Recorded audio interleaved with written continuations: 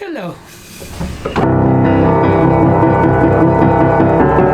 Everybody knows the beginning of the Waldstein Sonata, which as a teacher I teach all the time because it's the most exciting, demanded and challenging among Beethoven's early middle sonatas period.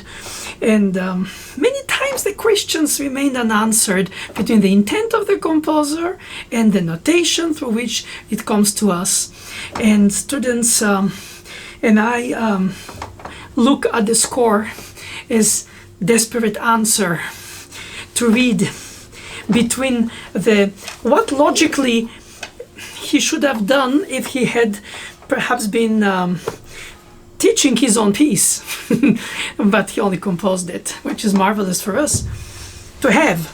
But then again, I have to give the answers to the students, and I have to even answer myself the different discrepancies that can occur, which are in fact fascinating, because then you enter in the logical thought process of a composer, or to accept that the composer doesn't need to have a logical thought process. You couldn't guess him unless it was him, because he chose how to colorize into the details, nothing specially obvious, but without the ingredients of which the whole thing doesn't exist. There is a section which is very interesting to observe, is that when he goes at the end of the exposition of the first movement, he reproduces a pattern that takes up the second theme. He reproduces it in C major after E minor and a third law, and then in F major, and you think he could have done differently each time instead of just reproducing the same.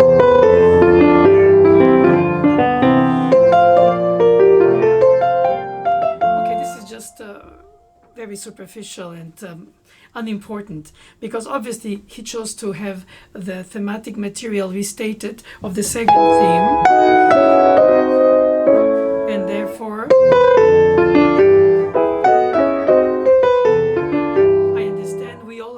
we guess it. And so there it is. Intuitively you think when he goes he doesn't use in E minor the regular E minor. He uses its regular minor with a flat second degree in first inversion, the sixth Neapolitan sixth chord, which then creates a melodic tritone. In any case, it creates something very dark, and then contrasting with minor regular with leading tone and second degree, which is not flat in the ending. So you can say, okay, he chose to do this instead of, he wanted to enforce harmonically this alteration that gives that kind of, for a very brief moment, a sense of a darker mood, and then immediately clearer. What does he write in dynamic markings? Every pianist plays that section, they know. There is a crescendo and a subito piano. Same thing. It's the yes but no, because when you reach the moment of the climax, if you want, and then you relax, tension release. That's if you do intuitively without indications, but his indication is counterintuitive, since he bursts up the crescendo and then does a subito piano. Of course, most of us play it because it's written like this, even if it's not intuitive, because it's not intuitive as a matter of fact, and we do it because we recite it, Henley, Henley, Henley. But do we believe it when we do it?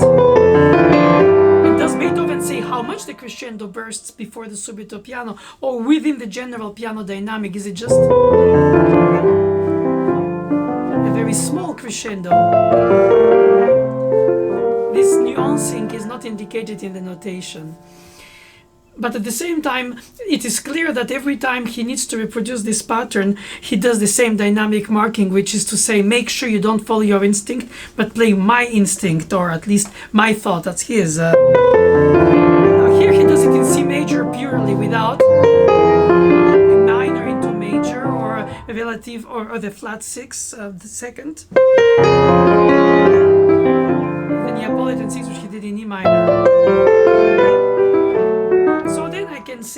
teacher, what about thinking to suggest to the students' creativity to use the crescendo subito piano by the harmonic change with the added alternative of the flat 2. Already it's embedded in the harmonic mood in this alteration, when this one is only the dynamic without other than C major, cloudless. He doesn't do? Of course he doesn't do that, but Bartok. Major, minor, minor, major. So, yes, we're not here to question him. We're not here as a teacher for me to wonder, because of course we have editions, information, and original manuscripts, and back and forth going between the publisher and Beethoven. And at the end of it is a detail. It's a bridge, reproducing twice, 3 times, almost 4 times, which is quasi twice too many, the same pattern of the sequence for the bridge between the end of the exposition to the development. I would say personally, if I go this dramatic harmonic progression, I would not do the crescendo diminuendo, because I let the harmony create that effect.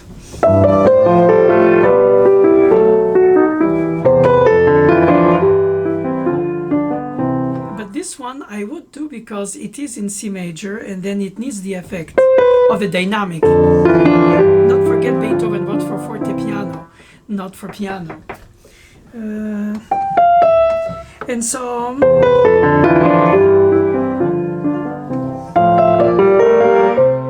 in the recapitulation, he uses in the symmetrical place, and then he does it in minor, but not with the Neapolitan 6. Well, actually minor, which he uses the first time. And so you would wonder, why didn't he do the Neapolitan 6 in the F minor at the recap, in the E minor in the exposition? Well, it's his choice. Obviously, it could be perhaps random. Who knows? Perhaps it was the copyist. Perhaps it was the publisher who engraved it by assuming. I wouldn't go there. I think that Beethoven was very scrupulous because he had a very strong opinion of himself, and I don't think he was rushed to just go to conclusions. He wrote this for Count Waldstein, and obviously he took the time to write it and think about it. For instance, he did something that he didn't do before, which is start in C major. We have a second theme on the mediant, which normally should be on the relative major. Normally being what the first Viennese school Haydn taught him, or his people, since he didn't follow a lot of his studies with Haydn. But nevertheless, he brings a lot of attention to the details, and therefore this is something that strikes me when I teach it daily, and I try to make sense out of it. It's a detail, but it highlights a lot about his choices. To give you another example, is the second theme in question. It's in half notes and quarter notes.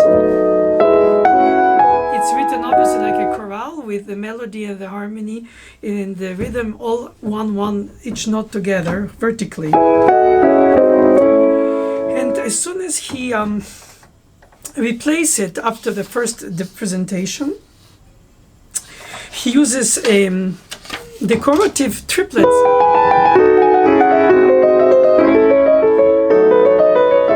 on the top. But then what does he do for the theme? The G, F, E, D sharp, C sharp is embedded in a third under the other third. So if it was orchestral, he could do it French horn and perhaps bassoon, and you'll hear the different colorizations, oboe or flute. But it's... He doesn't write to specifically voice it, but he could have spared it if he just written it 6/4.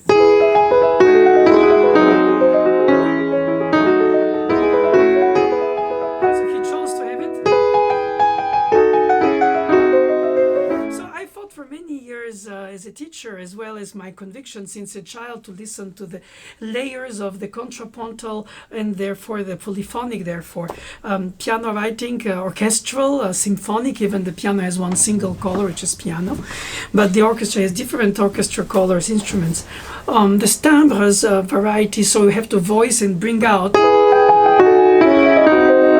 not try to mix up. Swam against the tide, as I like to say, because pianism is by essence vertical. How do the two hands fit? And then in the indication of the score by Beethoven, there is no such thing. So you could think perhaps he didn't really want to have the melody immediately restated of the second theme harmonized with the triplets decorative on top. And he added this little ambiguous, ambivalent, beautiful, playful, attractive above third. But it still should be, since the theme is, and immediately. So yes, if I tell the student, make sure you play the melodic theme, even if there is a third above it, which enriches it in a way, this takes the attention away from it. I mean, it's not wrong. Even this is thematically more directive from the point of view of the performer. So it's not a liberty that we take. It's more about thinking if the sonata is a form, the thematic material is important. The first, the second theme in eighth notes and here in half notes, the way he brings it.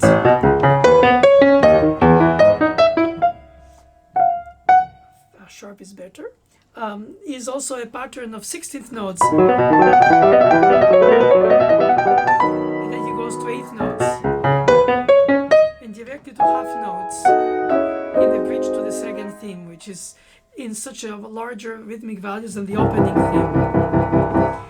Now, very often in other sonatas he goes from 4/16 notes a beat to triplets, and then to eighth notes, and then to quarter notes, and then in which case you could have done entirely that rhythmic ritenuto that could have been if he had done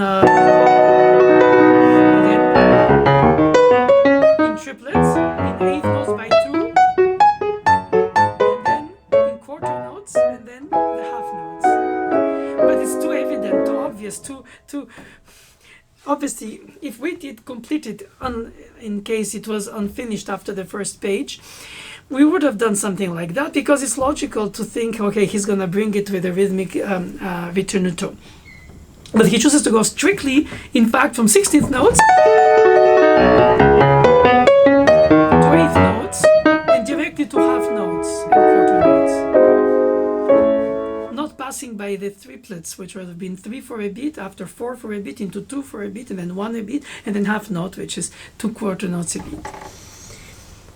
And out of the second theme of the chorale in question,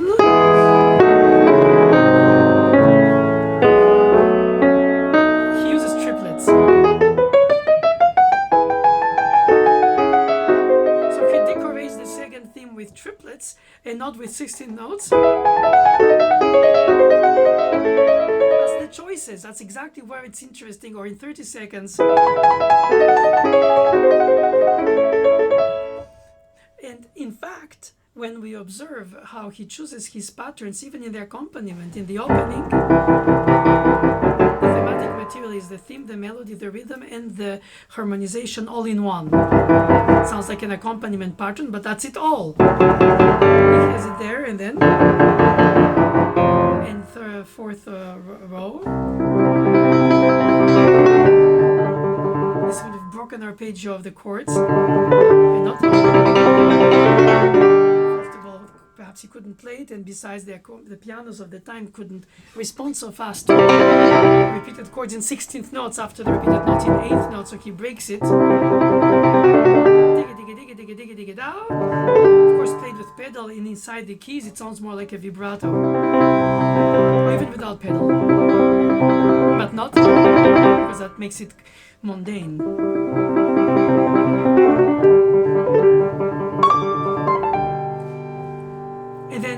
after that is finished, second exposition of the theme with this pattern of 16th notes. Then he goes into Alberti. Why not continue?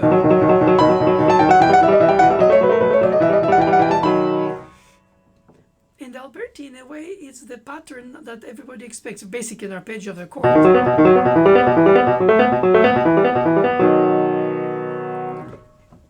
Then he goes the open octaves by staccato in 8th notes. And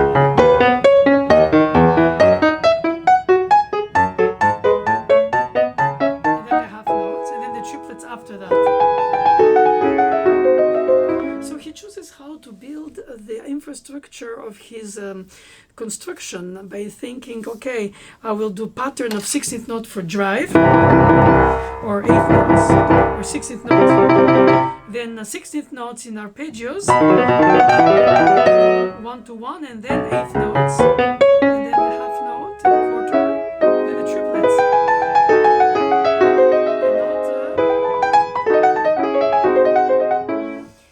So he counts this beat in 4/4. I mean, obviously every beat in 4/4 is a quarter note beat, but if you play it in a certain tempo, it becomes 2 bars or 2 beats for the bar, like half notes. 2, 1, 2, 1. Anyway, the phrase structure is by 4 bars, so you could have been in a 16/4. But of course, that's to be too large of a bar for his time to write anyway, because anyway, he wrote shorter bars, but in construction of group of bars, you get the pattern. 2, 3, 4. Then we produce this pattern. 1, second bar, third bar, fourth bar. So we feel the tracks, we see the bar numbers, we see the 16th notes, the 8th notes, the quarter notes, the half notes, and then the triplets that come after, and the second theme being contrasting by being. Obviously, they don't correspond together. But the fact is that in the rhythmic pulse, they should be in a unit, because you cannot change the tempo. You shouldn't. Well, should you? Influence yourself and to go into extreme lyricism, slightly into the tempo, and this one, because it's more motoric, farther ahead in the tempo. So driven, held back by how much, but not too much. It shouldn't be rigid, although it should have coherence. It has to have a complete sense of coherence, that you organize the structure with integrity, but you express each mood of each theme individually, as if they don't correspond, but in fact they do. And they do because you have the pulse by 3, and then by 4, and at the end he gives you even the pattern of the 8th notes in syncopations. And then, sorry I missed it. I always tell my students, touch before you play in order not to miss it, and I just did. That's better.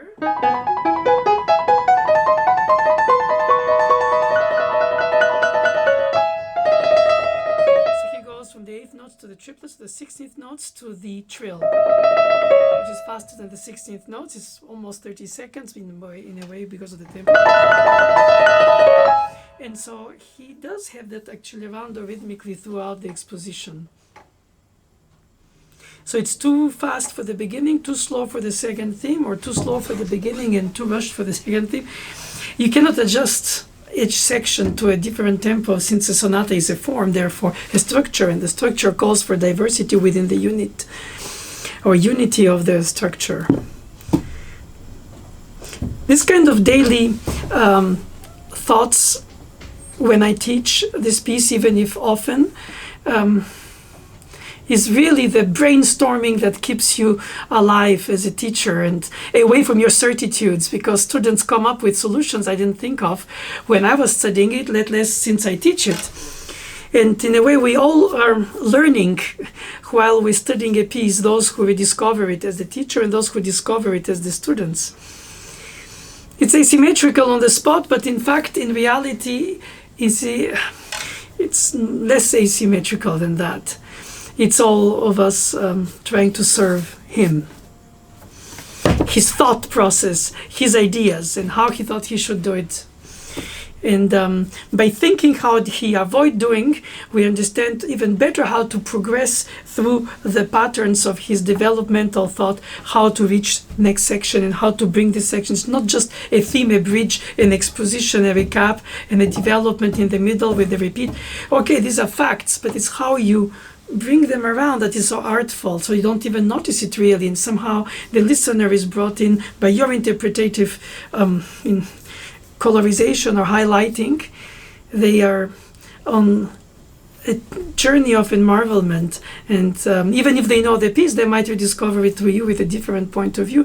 So as a performer, you have a responsibility. As a teacher, you have a responsibility for the integrity of the understanding of the text, because after all, if not everybody can do anything they want if they play it by ear, but it's by eyes as well, by ear.